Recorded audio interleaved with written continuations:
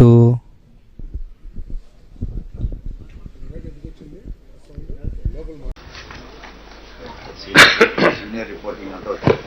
రావాలి కదా, మళ్ళా పాత రోజులు చూస్తున్నాం మిమ్మల్ని అందరినీ. వాళ్ళకు కూడా ముందు స్వాతంత్రం వచ్చేది కదా, రెస్పెక్ట్ మనకే కదా. మన ద్వారా రెస్పెక్ట్ అందరికి, ప్రెస్కి. డెమోక్రసీ హాస్ బీన్ స్టార్ట్ చేద్దాం. అందరికీ నమస్కారాలు. మీకే కాకుండా రాష్ట్రంలో ఉండే, ఆంధ్రప్రదేశ్లో ఉండే ప్రజలందరికీ కూడా నమస్కారాలు. మొదటి నుంచి కూడా నేను చెప్పేవాడిని, ఆంధ్రప్రదేశ్కి విభజన తర్వాత పోలవరం, అమరావతి రెండు కళ్ళు. పోలవరం అనేది రాష్ట్రానికి ఒక జీవనాడి. దీనివల్ల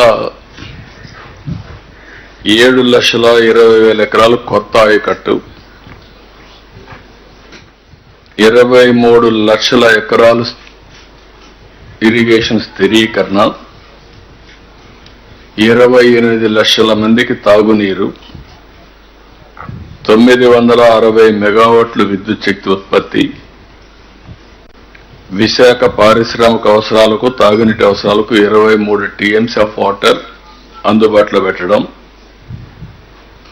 ఇప్పుడు నేను ఎప్పుడూ చెప్పింది, పోలవరం పూర్తి చేసి నదుల అనుసంధానం చేస్తే రాష్ట్రానికి ఇది గేమ్ చేంజర్గా తయారవుతుంది.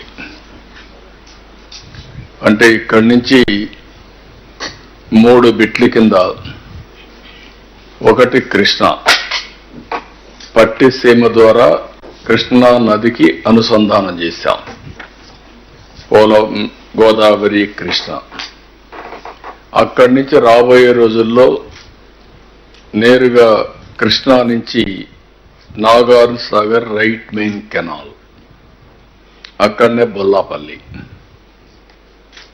అక్కడికి కంప్లీట్ చేస్తే నాగార్జున సాగర్ లో వాడుకునే నీళ్లు దీనికి సప్లిమెంట్ చేసుకుంటే చాలా వెసులుబాటు వస్తుంది. బొల్లాపల్లి రిజర్వాయర్ వస్తే చాలా వరకు కంఫర్ట్ వస్తుంది. అక్కడి నుంచి నేరుగా బనకచెర్ల 3వ బిట్ కింద, అది బనకచెర్ల